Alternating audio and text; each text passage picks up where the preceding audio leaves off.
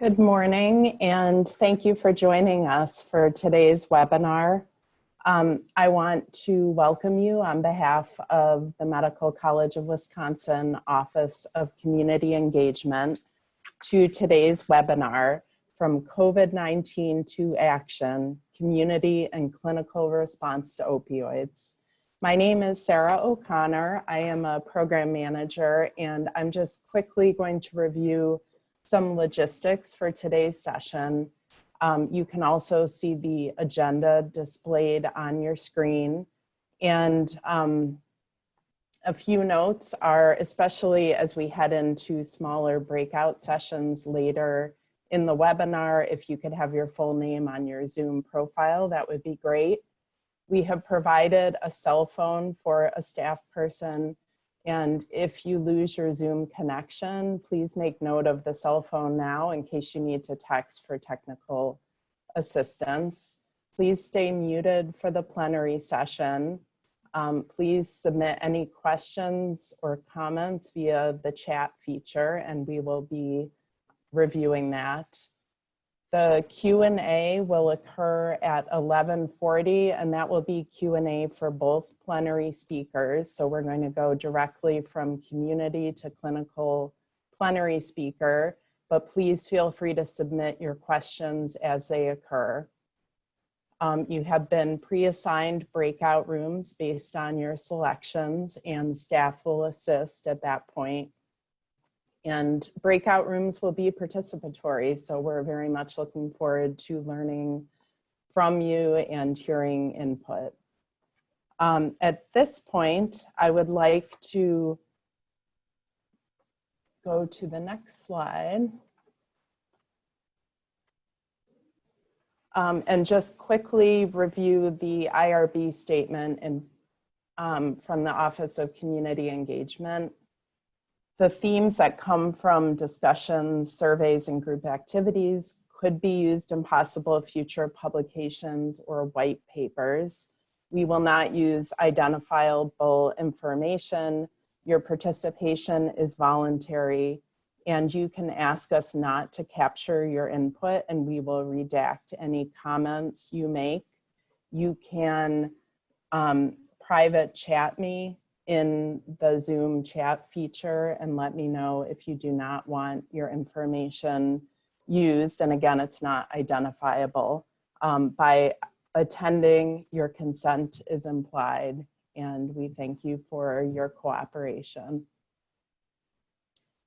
At this point, I would like to introduce Dr. Syed Ahmed, a family physician, professor, an associate provost and senior associate dean for community engagement at the Medical College of Wisconsin.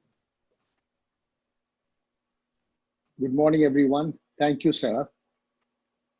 I'd like to welcome all of you again for this webinar we are titled as COVID-19 to Action. Critical word is action. We'd like to get out of this some action item, and that will be the next 1.5 hour work for us. Most of you who joined us have some relationship with the crisis, opioid crisis. And there is no telling how extensive this epidemic has been. Drug overdose is the leading cause of accidental death in the United States for years. In 2017, there were about 70,000 drug-related deaths. Over the next 10 years, the predicted number of deaths from drug-related causes will be about 650,000. That is the national context. In Wisconsin, we are also having significant challenges in many populations. Overdose death in 2018 in Wisconsin was 846. Milwaukee County leads all the counties with more than 30 deaths per 100,000, the highest rate in the states. This is the opioid crisis we have been talking for last maybe 10 plus years, but it has been growing as a storm for more than 30, 40 years. from my early work in the Houston to Ohio to here. On the top of this epidemic, few months ago, we all got exposed to COVID-19 pandemic.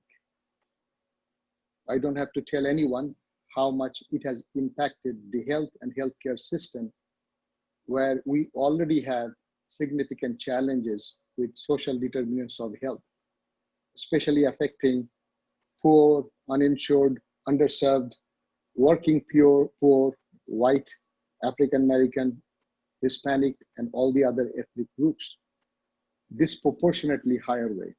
So if you add three major factors, I'll call it, one is opioid crisis, COVID-19 pandemic, existing social determinants of health, disparity in many different populations.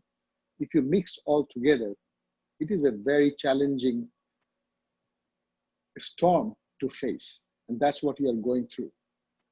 As a practicing physician, I have taken care of my share of patients with opioid, but we also have some program here with in Milwaukee with the veteran population. We have a program called PROMPT, which is a peer mentoring program in partnership with the Dry Hooch, a community-based organization taking care of veterans' health, along with Mental Health America. We were doing well as best as we could till the COVID came. We suddenly found ourselves that we could not deal with having the relationship that is needed to address community-based program. Face-to-face is a critical aspect of many interaction. Community engaged faculty, staff, or community engaged folks must practice. Otherwise, you do not make the relationship that is needed for community-based program. Very briefly, many years ago, I was in a small town as one of my first patients as a young doctor was a severely, I think, troubled person with opioid, I would say abuse, the word we used to use those days. He also known for his temper. He used to carry a knife around, very stout. He threatened a physician, threatened a pharmacist, went to jail a few times. In that small town of 2 doctors, I had no choice but to see him. And I remember the fear I had myself seeing him. Regardless, I saw him, tried to connect with him, and then move from there. Why did I bring it? Bring it because you have to have a relationship to address this kind of significant challenges. We have a new day now with the virtual world. We have to come up with a different way. That's the reason I told you a story, but I'm going to now introduce you to 2 plenary speakers. I'm delighted to have them. Leslie Weimer is the Director of Government and Strategic Affairs for Community Medical Services and Opioid Treatment Program, operating 40 clinics across 9 states, including Wisconsin.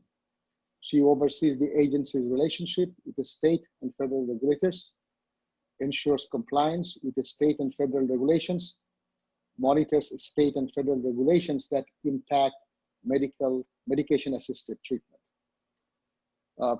Her Milwaukee-based colleague, Amanda Rodriguez, had a last-minute conflict, so she won't be able to join us. Second plenary would be Dr. Galvis Reg. He is a dual-certified internal medicine physician with a subspecialty in addiction medicine.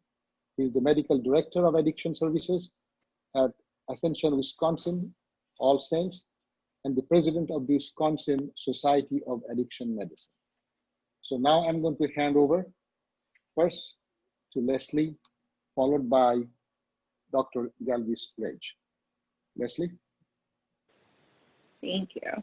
Well, good morning, everyone. And so yes, as you mentioned, I'm with Community Medical Services, and so we have a 24/7 opioid treatment program in Milwaukee County. It's located in West Dallas. And so we'd opened that up about a year ago, roughly 14 months ago. And so currently, I mean, we knew that there was a need in Milwaukee County. There just wasn't adequate access to care. Some of the state and the local communities have shared that with us. And so, we started, like talking about community engagement. One of the things that's very important to us is those relationships with the whole continuum of care, with the communities at large, local public health departments, right, medical colleges, residential treatments, just all of those folks. And so with that, that outreach is very important to us. So currently at that clinic, we have a clinic in West Dallas, in Milwaukee County, and then we have a clinic up in Fond du Lac. And so with that, the majority of this conversation is focused on our 24/7 clinic in West Dallas. And so just kind of as a frame of reference, the federal regulations for the opioid treatment programs, of course, for the allowance of the dispensing of methadone for the treatment of addiction. So with that, we are heavily regulated federally, requirements of how often folks have to come in for their medication before they're allowed to take home. In Wisconsin, they are dosing daily. So they're coming in those 7 days a week for their medication for at least those first 90 days.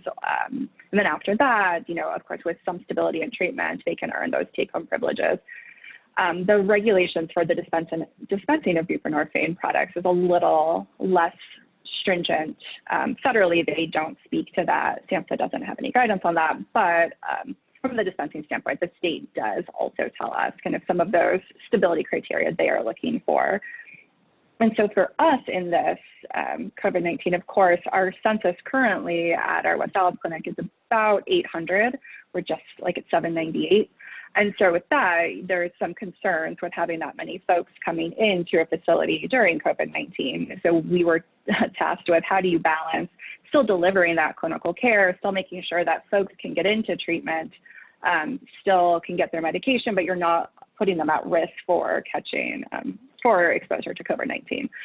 So the State Opioid Treatment Authority in Wisconsin, each state has one there, that liaison for the state. They oversee the opioid treatment programs, and then they work with the federal government. And so our SOTA was working with us, the Wisconsin OTP Association as well. We were all working together to figure out how do we best mobilize us to still allow that access to care, decrease risk to patients. And so we did get some flexibilities on our number of take-home medications that we could give for the federal government had stable and less stable as their criteria for take-home medication. So one thing that was really significant for us was allowances for people to get 28 days worth of medication.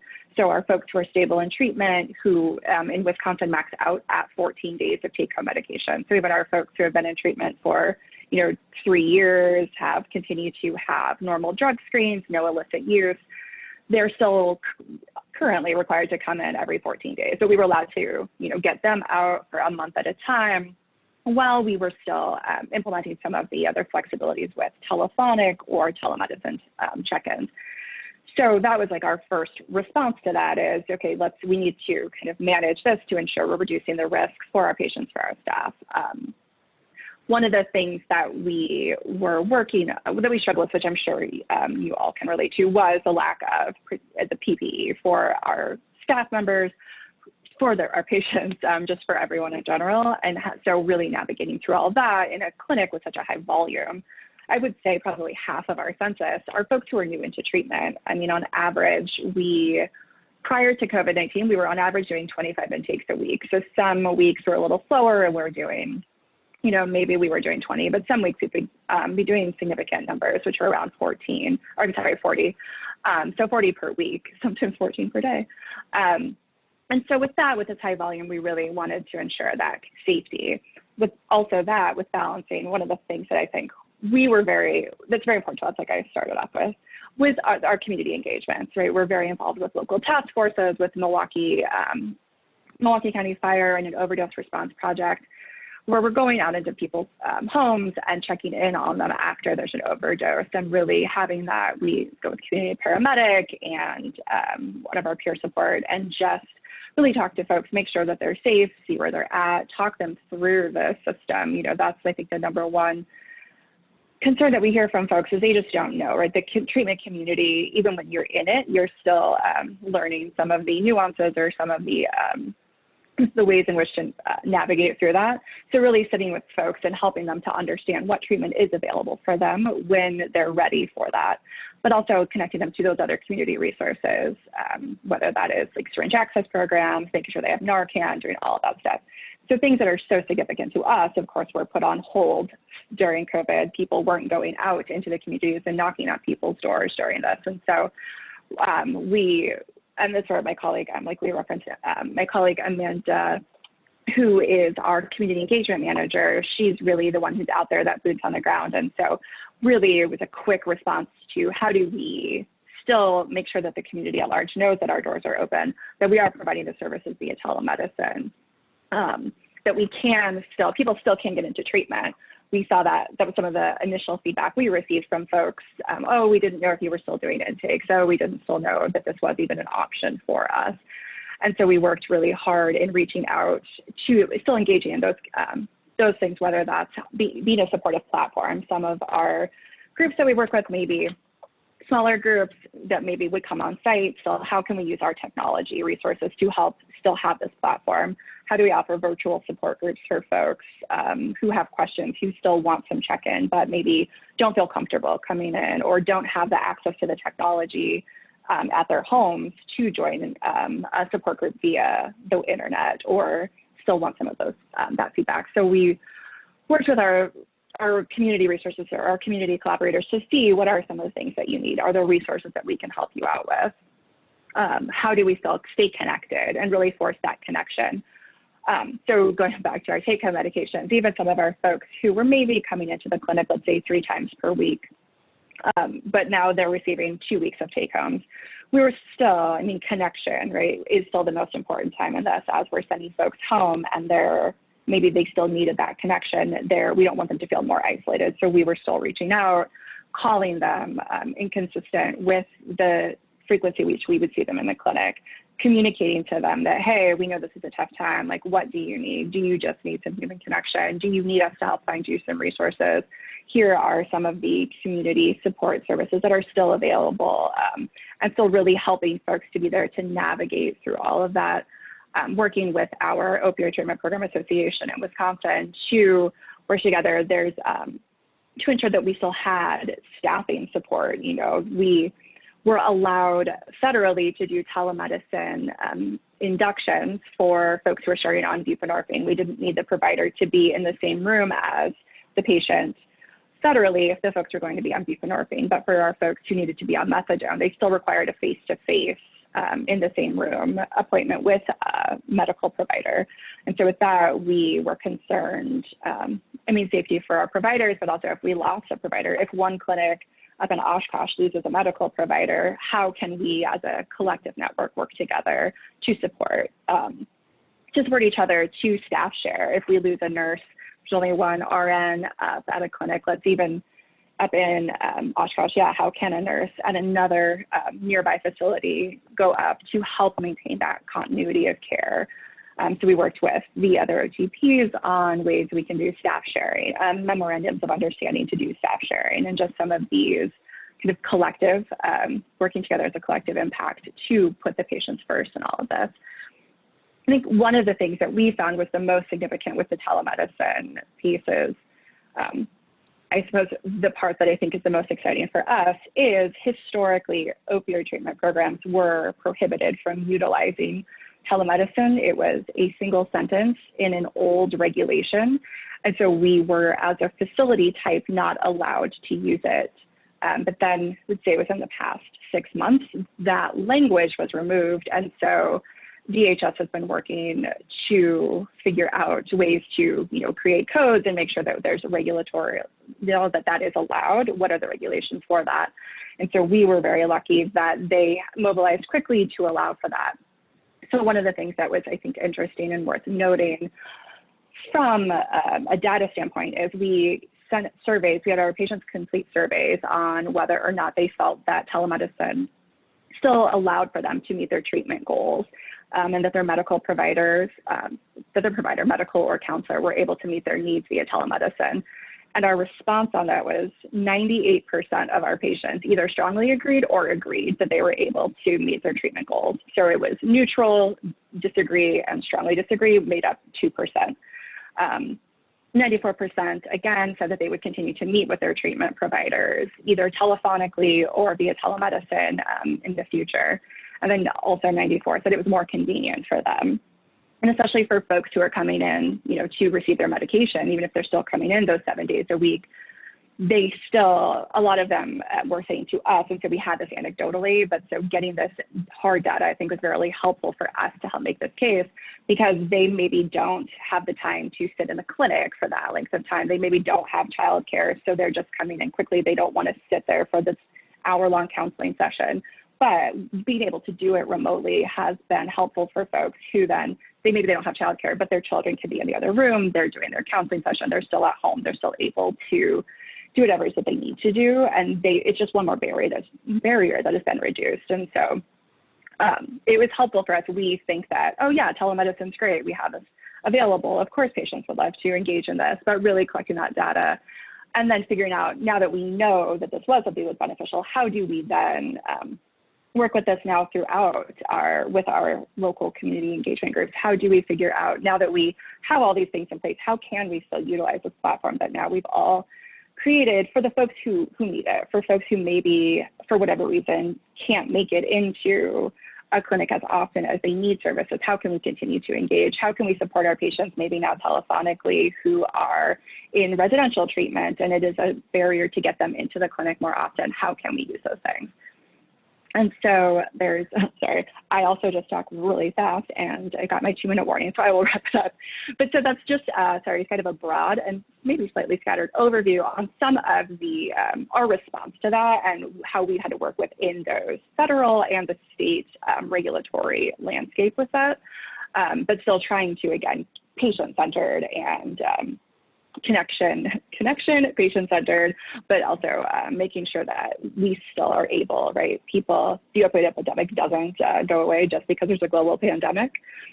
And so I think, I lost my train of thought on that one, but that is the wrap up. So with that, I will pass it over to Dr. Galvis-Rich.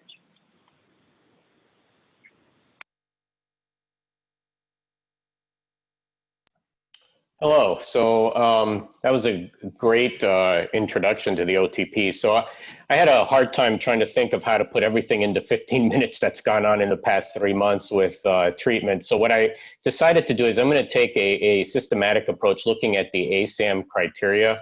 So going through the different levels of ASAM. Starting with OTP, one of the biggest challenges with OTP treatment is, again, you've got patients coming in every day to dose. Which puts everybody in close proximity. And traditionally, OTPs have functioned in a capacity where they tend to do that early in the morning. So it's a 5:30 to 10 to 11, everybody comes in and doses. And if you have 400 or 500 patients, they're all in that space in a very short period of time. So one of the early struggles and one of the early concerns that the Wisconsin Society of Addiction Medicine had was, how do we support OTPs and how do we mitigate the risk associated with having all these individuals who, by the way, are high risk. Patients with addiction are much, much higher risk for complications associated with COVID than is the general population because of immune compromise, because of poor healthcare and socioeconomic status, a number of different social determinants of health.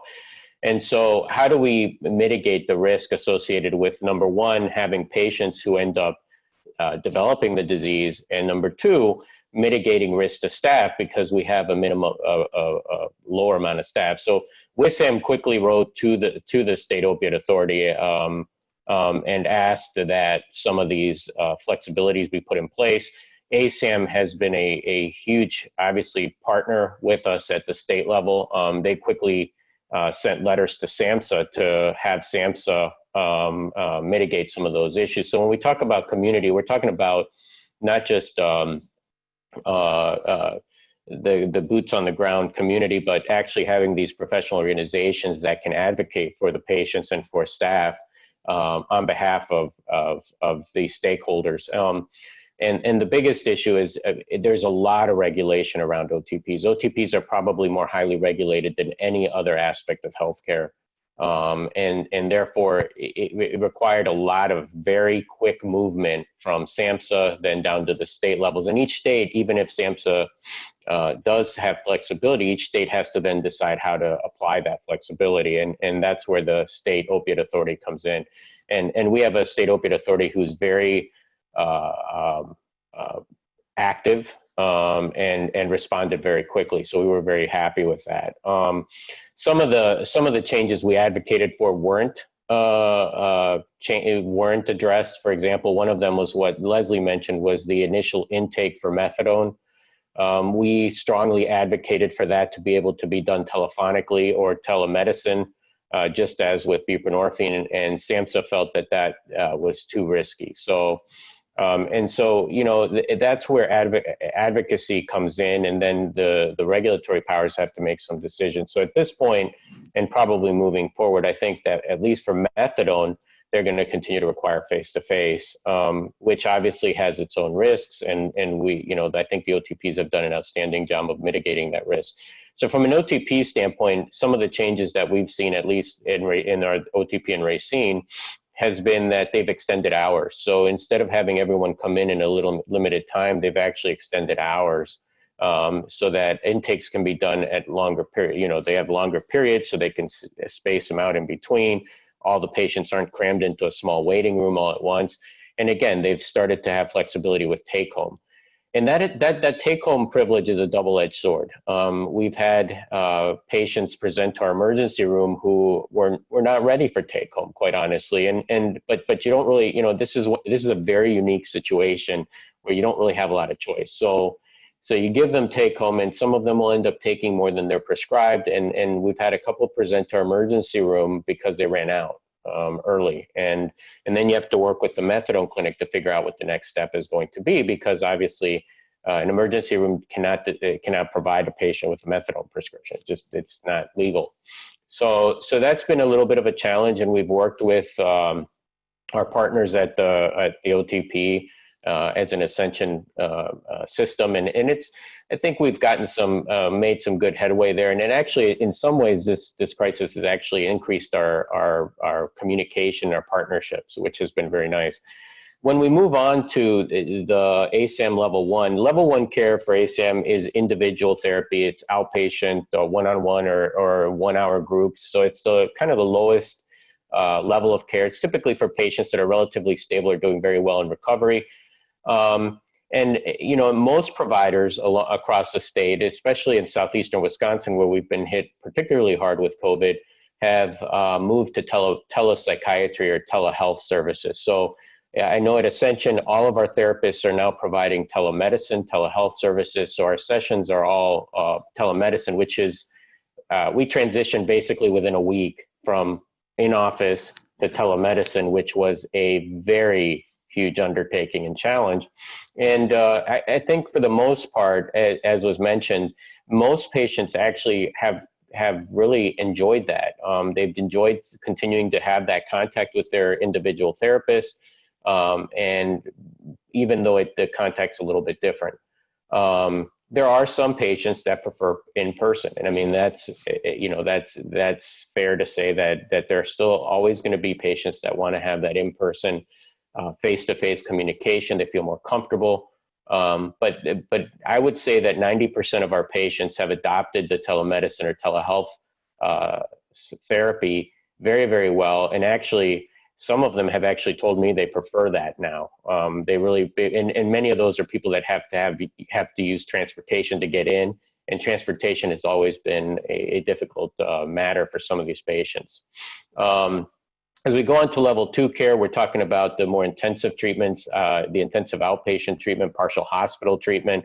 These are treatments that typically require 3 hours, 3 days a week for IOP, and up to 20 hours a week. So it's almost like a full-time, part-time job with a partial hospitalization.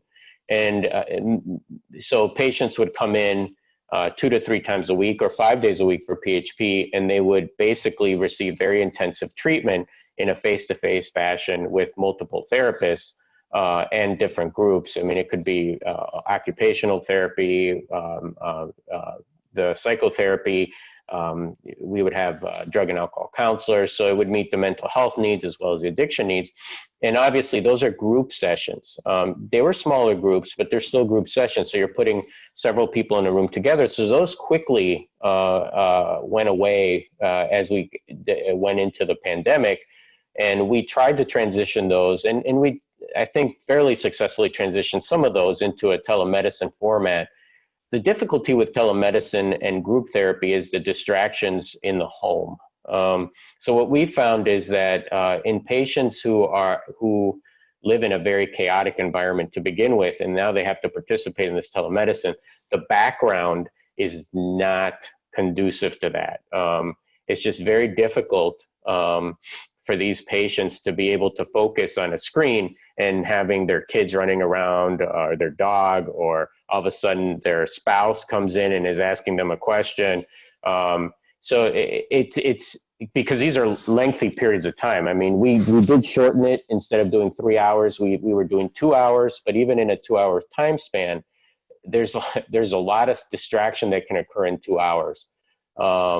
And so that's been a challenge for group therapy. And so I think that, you know, from our standpoint, we're hoping that as the numbers start to go down, we can quickly transition back to in-person group therapy, because the telemedicine groups have been a challenge. They do work. Some of the patients have been very happy. We've been able to serve people that we would normally not be able to serve because they live too far away to make it to group every, 2 to 3 days a week. So they've been able to participate, from 1 to 2 hours away, which is a benefit. But there's a lot of challenges in that. So there's pluses and minuses to everything. So we transitioned that quickly to telemedicine. And now the challenge is going to be, how do we maintain safety when we move back to in-person? And keep in mind that many of these group rooms that at least we utilize, and I think are utilized in most programs, are fairly small. So groups are typically limited to about 8 people per therapist. I mean, they are by regulations. So you have the therapist and 8 individuals, up to 8 individuals in the room. They can make exceptions to go up to 10. How do you space them out? And do you require masks? Do you require check-ins in the morning? How do we maintain safety to ensure that we don't have an asymptomatic individual who potentially could be spreading it to the group? Again, this is a very enclosed area, not always with great air movement. So how do we ensure safety? So developing protocols now, or new protocols moving forward, to be able to continue to provide that service and maintain safety for participants so that they feel comfortable coming in is going to be crucial. So things like mandatory checking temperatures every day when they come in. So everybody's temperature gets checked in the morning when they check in, making sure people are masked, which at least we're going to be requiring, and that they continue to wear their masks the entire time that they're there, not only for their own protection, but primarily for the protection of others, because we know the masks are more protective for others. And then social distancing, trying to get a room large enough that we can maintain some type of distancing in between participants, which is not the ideal, but at this point in time, and probably moving forward until the foreseeable future, is going to be the way we're going to have to do business. So trying to maintain 6 to 7 feet of distance in between participants just for their own safety. And then obviously cleaning in between. We're not used to sanitizing the rooms after every single meeting. That's not something we did. They were done at the end of the day. I mean, we did clean. At the end of the day, everything got cleaned. But now we're cleaning after each meeting so that a next meeting can come in potentially, or other people can meet. So now it's increasing sanitation in between meetings as well. So Ascension at least has gotten an entire protocol around that. So that's going to be a challenge. And then as we look at the highest levels of care, residential and inpatient, the challenge really has been that most residential and inpatient facilities used to double room. So most residential and inpatient facilities that are mental health or addiction would have roommates. I mean, at least in our facility, we had double rooms. So we would have a patient with a roommate. And one of the other things that we had to quickly do with this pandemic, and realizing that there were people that potentially could spread the disease that were asymptomatic, is we had to go to single rooms. which immediately limited our capacity by half, or immediately cut our capacity by half. So as an inpatient unit with 22 beds, when you go to half, you have 11 now. So our capacity dropped from 22 to 11, which is a challenge. And then for residential programs, they found the same issues. They had to, pretty much transition to single rooms, or if they have large rooms, make sure that patients were distancing, which is very difficult. And even in situations where you can switch to single rooms, it's a communal living environment. So what do you do in an environment where everybody's sharing the same bathroom?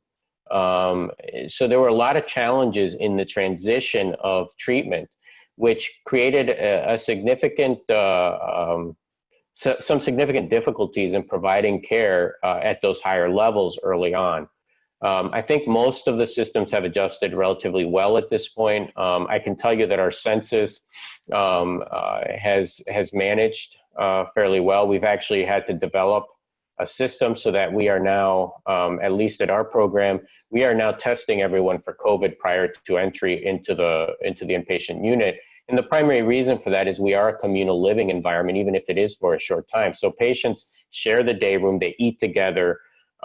We have separate bathrooms because they're in the rooms, but they eat together, they go to groups together, and they're all in person. And not every patient wants to or feels comfortable wearing a mask for a number of different reasons. Some of them feel claustrophobic, some of them feel constrained.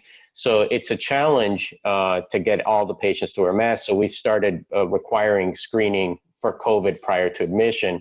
And many communal living environments have started to do the same: group homes, nursing homes, residential facilities. And that allows us to do two things. One, because we're screening, we can now probably, and we haven't done this yet, but as the testing gets better, because that's the other issue, as the testing gets better, we can hopefully now put roommates together again, so we can go back to a capacity of 22 in the foreseeable future, because we now are screening everybody before they come in. So the assumption is everyone's negative.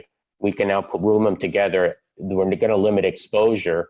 And one of the exposures is we still limit visitation. That's been the other big thing, is we limit external visitation to the unit, which was something that we have never done before.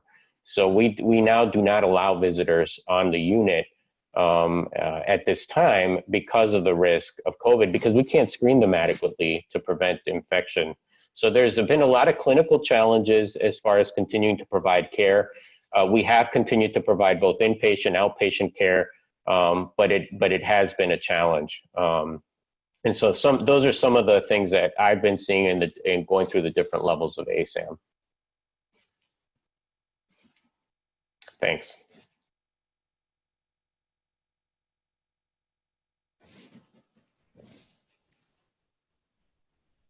Thank you, Dr. Galbus. Raj, I am getting to our question slide. So we had a few questions that came in during both of your talking. And so I'm going to start with Leslie. How is telemedicine different or similar to in-person visits? Great question. Well, I mean, I suppose it depends on the service. When we think through our telemedicine, like the intake flow, there is still a, so if the patient is in the clinic and they're new and they're doing an admission to treatment and they are, let's say they're meeting with the provider via telemedicine, they still have, like the nurse is still in the room with them, still helping them. Like if they're in the facility, they're still helping them like use the equipment. There's still some human interaction.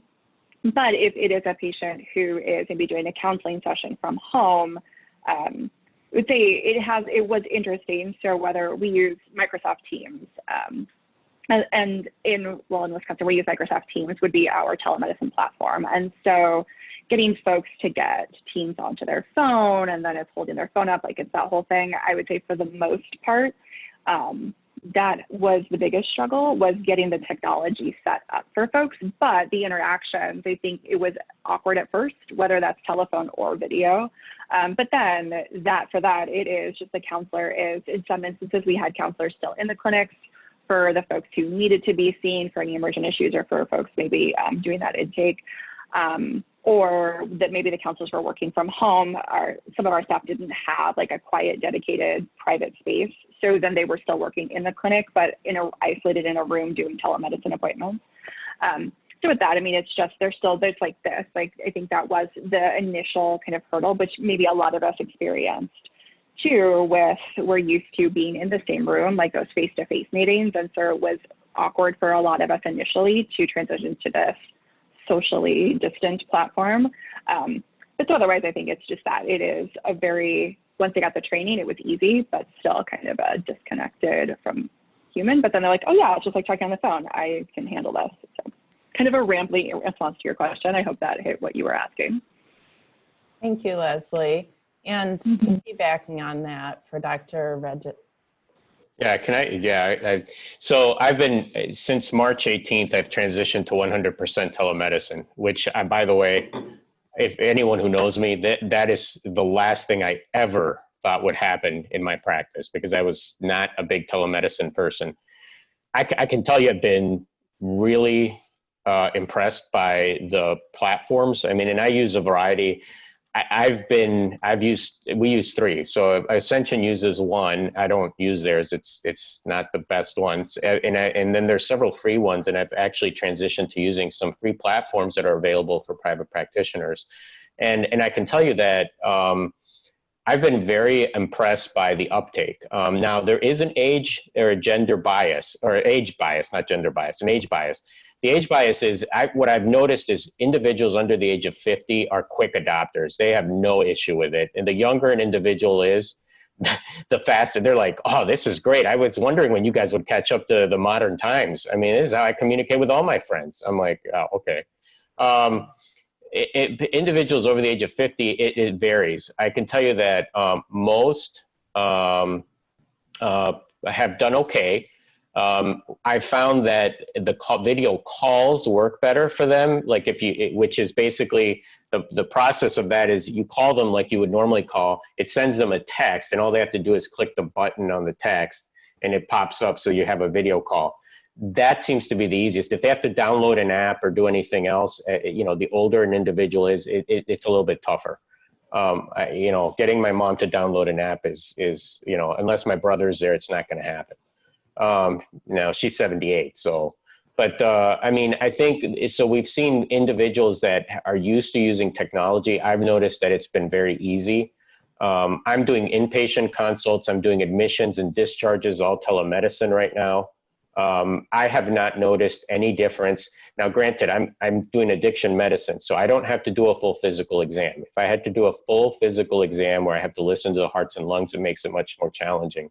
But I'm doing primarily psychiatric examinations. I'm looking at the person, I'm doing a neurological exam, which I can do very well via telemedicine. So in that sense, I think telemedicine has not taken anything away from what I do. And in fact, it may have added things, because I can now see patients that I would normally not have access to. I'm on staff now in hospitals in Milwaukee, and I'm able to provide consultation services there. And I would not be able to do that because I just could not be able to drive up there. So it's actually expanded my reach in some ways. Great, thank you. Another question for both of you is telemedicine here to stay, or do you think it will revert back to face-to-face? There's pressure to go back to face in other clinical practice because of reimbursement and preference of some patients. So what do you both think about that? Leslie, you want to go first? Yeah, I will say that's an interesting one. We were having those conversations. Like I was mentioning, we didn't have telemedicine in OTPs in Wisconsin prior to this. And so that was our question, like, are you guys planning to, by COVID, did you create the mechanism for us to do that, and that will continue to stay in place? The reimbursement rate question is an interesting one. We've seen this in other states where the directive given to the managed care organizations was that the telephonic and telemedicine services were to be reimbursed at the same rates as in person. But I will be interested to see how that plays out afterwards. I think what's interesting federally with, Center for Medicare and Medicaid is the allowance, them really being they were the first change in allowing for telemedicine for Medicare recipients.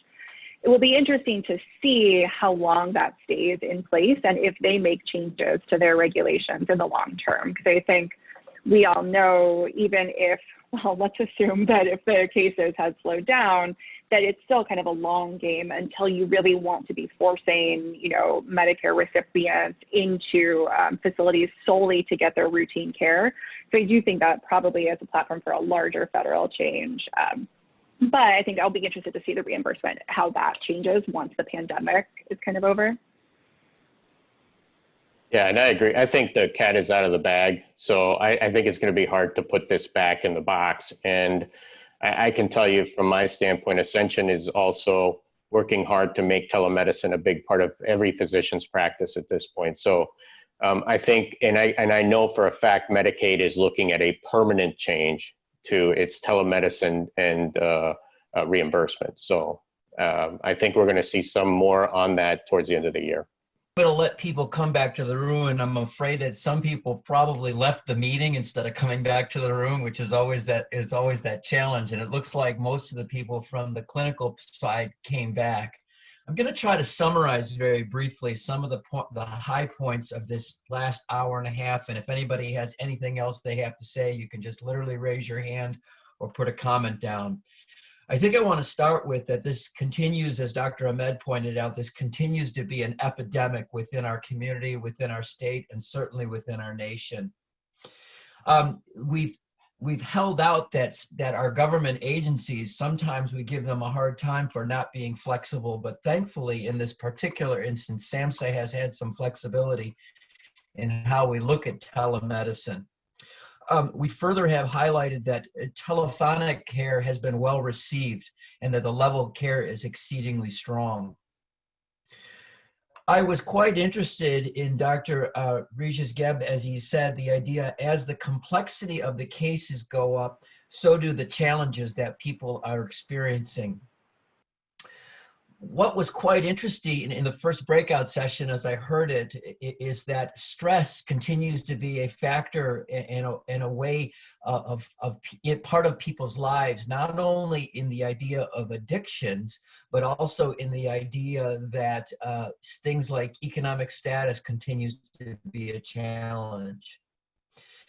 One of our participants, which I think is a potential action point, is that the idea of we need to continually think about trauma-informed care.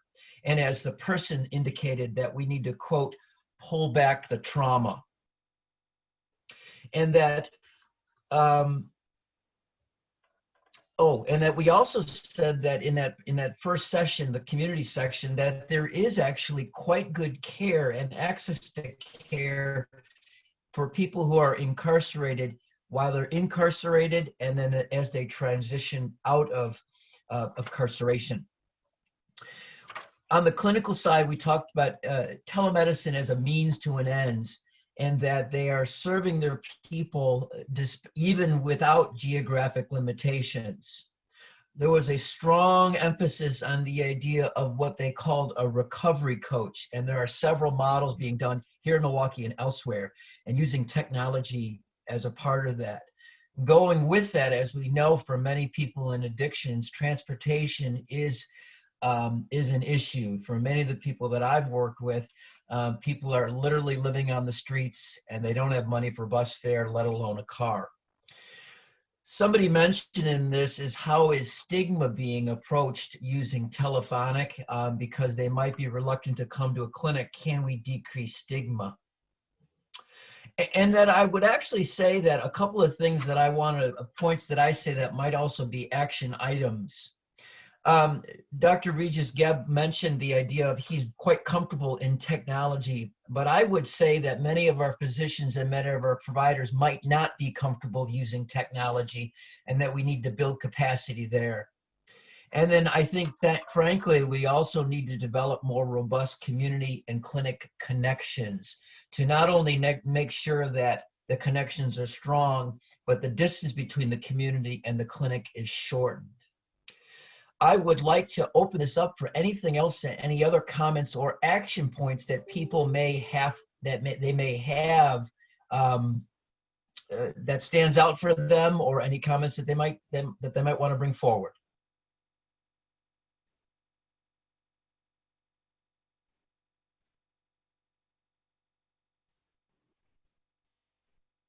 One interesting perspective from the community side that was shared is that people who are using are not, as a result of their disease, are not as, may not as be as concerned about COVID exposure, and that may result in exposure of their families. So another kind of risk in that population during this time, in addition to all the other risks and stresses that have been brought up.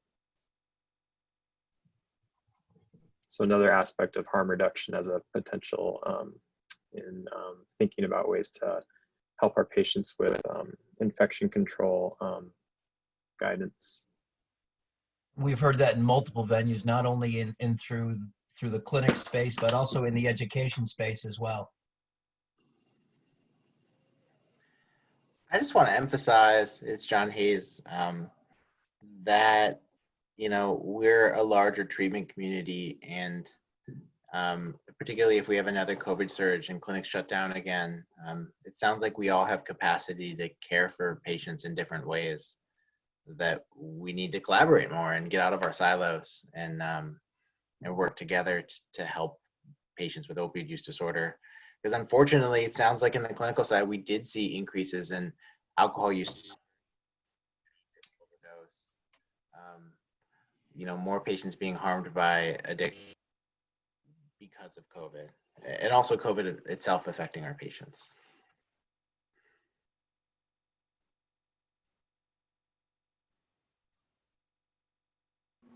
I have one more comments. I think it was a wonderful learning experience. I think for one and a half hour, I actually learned a lot, which was wonderful. But I like to also ask question that there could be again, the curtain may rise up again, and behind that is another crisis. And that could be very different than what we just saw with COVID. I do feel we have major challenge in our hand, that we're not all well prepared. We may be able to handle COVID-19 a little bit better, but I cannot predict that what could be the next crisis which come to us, and how we could be collectively at least more prepared than we were. I found ourselves locally, regionally, or nationally less prepared to address this COVID for several reasons, but this may be the call for action, how to do that. That's my call. Thanks. Thank you, Dr. Ahmed. I want to end by saying thank you to all of our speakers today for their thoughtful comments. I want to thank our facilitators for their care on this particular issue. And I also want to thank the entire team of the Community Engagement Core at the Medical College of Wisconsin for the dedication that they had in making this event possible. If you want more information, you can contact us at communityengagement@mcw.edu. We will be having a synopsis, and a recording of the event will be available. In addition, we would love to hear your feedback, and you can scan that QR code, and we did ascertain that it works. And so you'll also be getting a survey. We hope to have many more of these in the near future, this idea of from pandemic to action. I think we heard that there are many positive things that are happening as a result of the pandemic, despite the issues that it plays on our community. On behalf of the Medical College of Wisconsin, I want to thank you all for joining us today, and we wish you a good afternoon and a good rest of your week. Thank you.